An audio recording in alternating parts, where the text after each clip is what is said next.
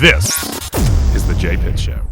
Do you want to do? We'll talk about something else here for now, but we haven't done a Louisville housing market update in a while. I mean, we can if you want. Let me look up my numbers. While you're pulling that up, I'll say what I'm seeing in the market is everything that's priced where it should be is a good home is selling pretty freaking fast under like 450. I'd even say under 5.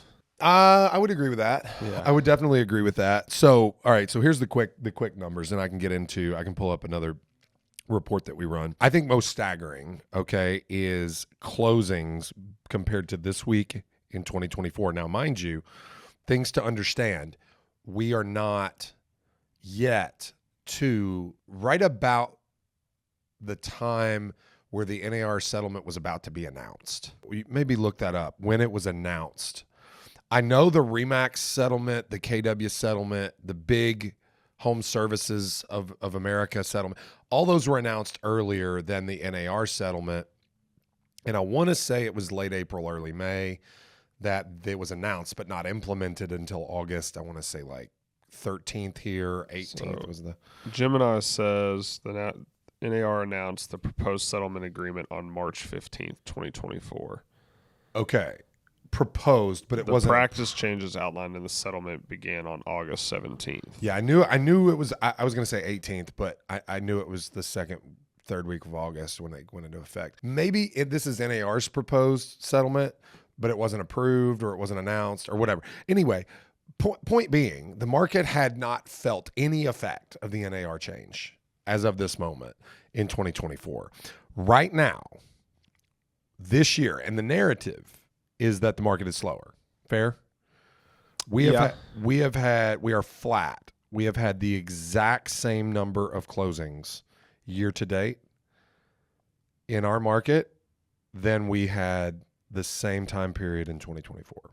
Now, inventory is up 5%, okay, which is substantial. What this tells you is new listings to market. So new listings to market are 5% up.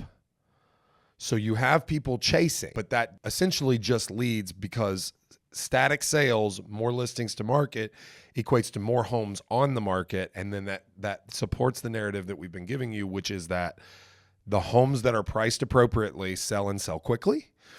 The ones that are presented well, the ones that are available to see, they're not occupied by a tenant who won't let the buyer in, they sell and sell quickly. The ones that are not presented well, are not priced well, and are not available to show, they don't sell. And so they're lingering, dragging days on market up, but by and large, the same number of sales. Yeah.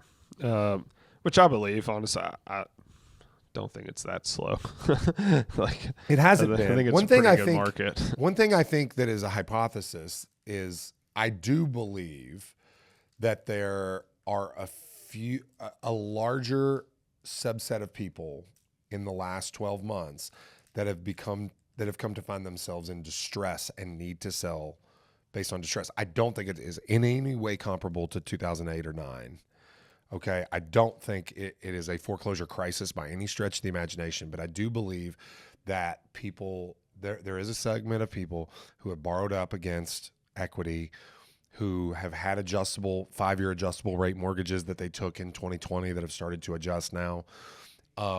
That, have seen their work opportunities compromised. I don't think that's in large scale. I will say that I'm seeing share after share. I've not gone to the links of verifying, but I'm seeing share after share online of the greatest retraction, whatever. Like the markets around the country, like the top 30 that have decreased in home value the most.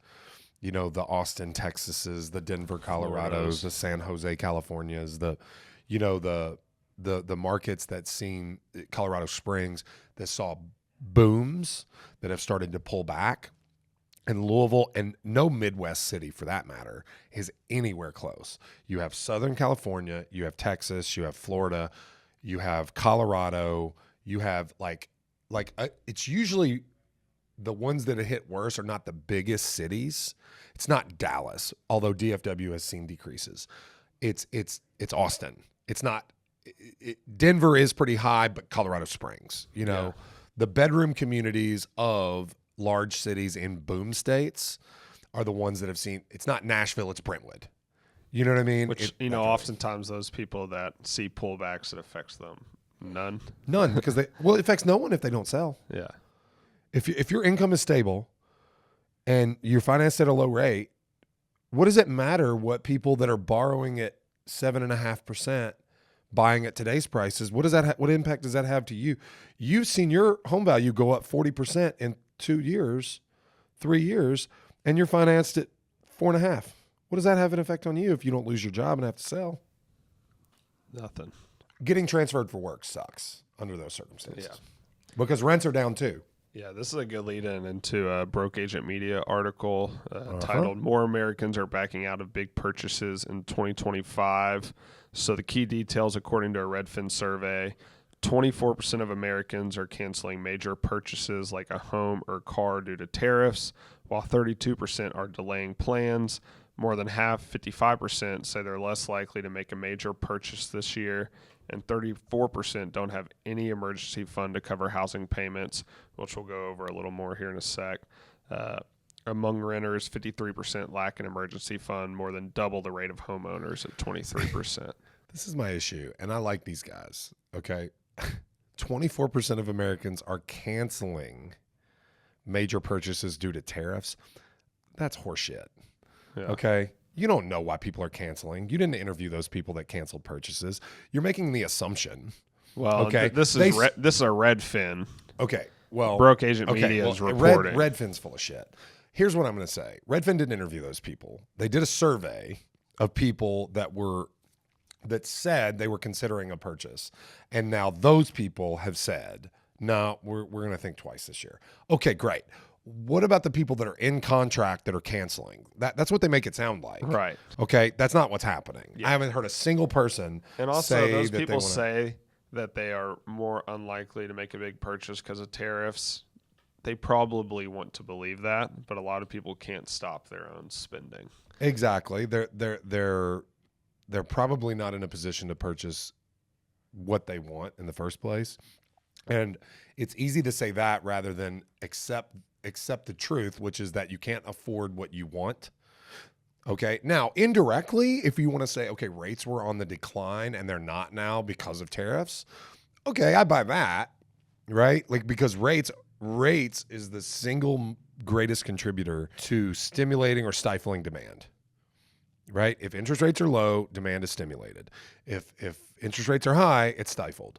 So, okay, indirectly, I buy that. But this whole notion that people are canceling contracts because they're afraid of tariffs, we haven't even seen tariff-related price increases yet. The price increases that you're seeing, okay, are a result of everything else that has gone on the past 5 years, which does not absolve Trump. I'm not saying that. I mean, I think he had probably at least 50% of the blame needs to be laid at his first term for the inflation we saw in 21 and 22. Okay, like a lot of government spending happened as a result of COVID, and he was at the helm. Okay, so I'm not forgiving anybody, right? Biden didn't do a good job either, right? There was trillions of dollars spent that were unnecessary. Okay, so again, the media is always just too smart by half. Like, and it's not Broke Agent Media. I'm sorry I said that, but they amplified it. Maybe it's somebody over there that said, "Hey, Redfin may be a bit off on this, but here's what they said." Maybe that's true. Okay. But honestly, Redfin has such a different way of looking at the industry that I'm not so sure that this isn't like a story that they want to champion for their own interests.